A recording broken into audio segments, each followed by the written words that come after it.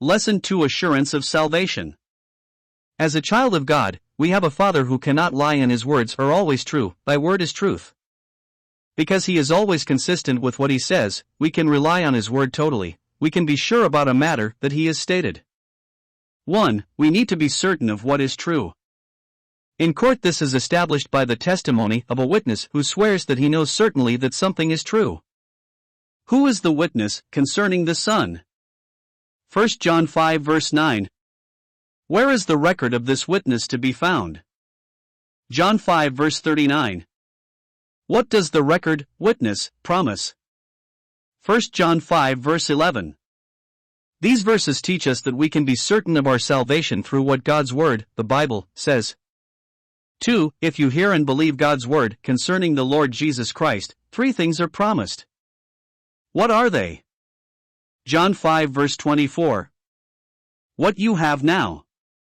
What you will avoid in the future. What has happened already. 3. Christ calls those who believe my sheep. He knows them. They hear His voice and follow Him.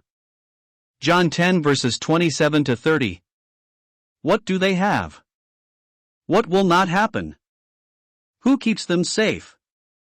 The Word of God can make us sure of salvation. However, there is something else that makes us safe from the judgment of God. It is not your works, your prayer, or your baptism. It is what the Lord Jesus accomplished on the cross. For, what is the one thing that redeems us, buys us back to God, and keeps us from the judgment of God? 1 Peter 1 verses 18 to 20. 5. Forgiveness can only be based on one thing. What is it? Hebrews 9 verse 22. Ask yourself these questions.